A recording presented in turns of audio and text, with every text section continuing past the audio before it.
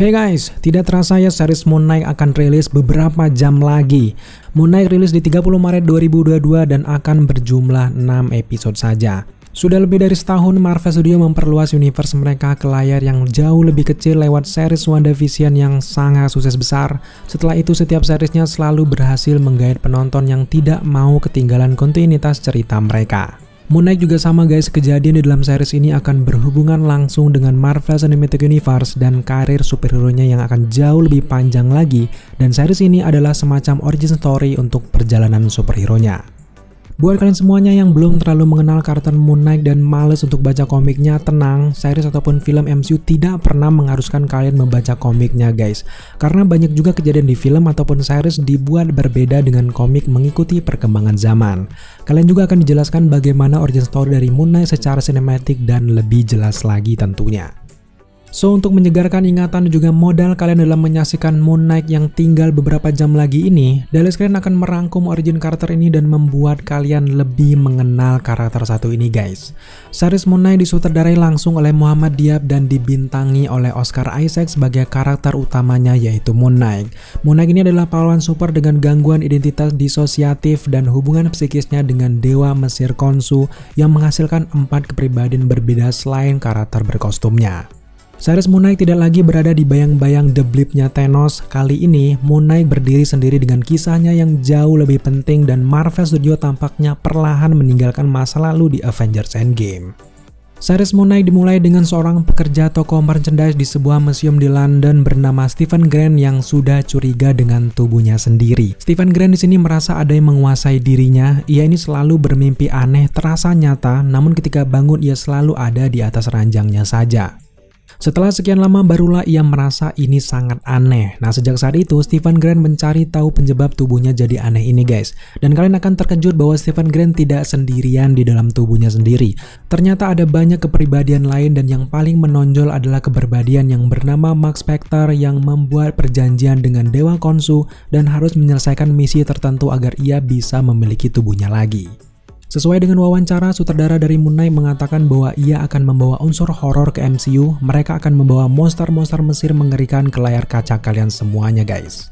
Kita semua tahu saat ini MCU memang sedang memulai film dengan tema horor dan berbau vampire. Nah, series Moon Knight ini akan menjadi awal permulaannya, lalu dilanjutkan dengan Doctor Strange Multiverse of Madness, dilanjutkan dengan film solo Blade nantinya akan membawa unsur vampire dan masih banyak lagi rencana Marvel Studios ke depannya. Selain Oscar Isaac, villain utama sejauh ini yang kita tahu adalah Ethan Hawke sebagai pemimpin sekte jahat yang bernama Arthur Harrow dan artis May Kalamaui sebagai arkeolog bernama Laila Al-Fawli. Jadi sebelum kalian menyaksikan series Moon Knight, sekarang mari kita bahas secara singkat asal-usul dan juga sejarah dari karakter Moon Knight ini kalau di dalam komik Marvel. Karakter Moon Knight pertama kali muncul sebagai cameo di komik Werewolf by Night nomor 32 pada tahun 1975. Di penampilan pertamanya, Moon Knight ini melawan werewolf dan dia adalah karakter anti-hero-nya Marvel. Di dalam komik ini, Moon Knight adalah Mark Spector, seorang pembunuh bayaran yang dibayar oleh kelompok ekstrim bernama The Committee dan misinya adalah menangkap Werewolf by Night untuk diperdaya oleh kelompok The Committee ini guys. Mengingat hubungan Moon Knight dan juga Werewolf cukup intens, setelah Moon Knight tampaknya memang sudah ada rencana untuk Marvel Studios untuk menghadirkan series dari Werewolf juga.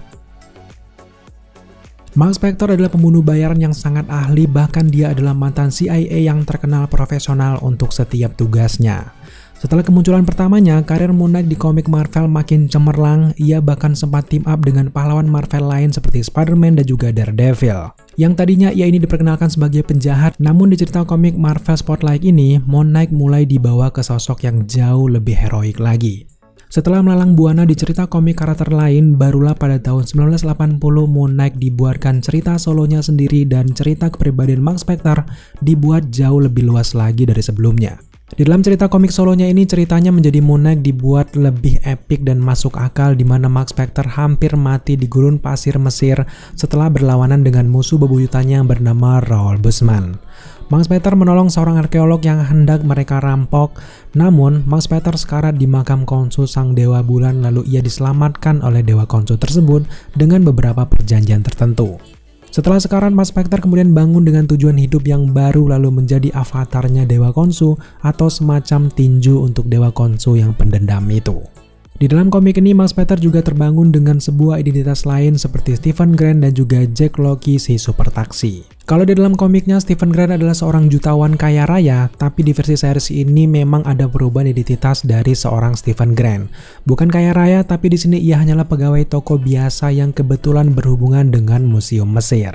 Karakter Stephen Grant pun dibuat sedikit lemah lembut dengan aksen Inggris yang sangat kental lewat series ini guys. Kemudian untuk villainnya yaitu Harrow yang hanya villain biasa dalam komiknya, tapi lewat series ini ia dibuat kuat dan memiliki kekuatan yang aneh dari tongkatnya.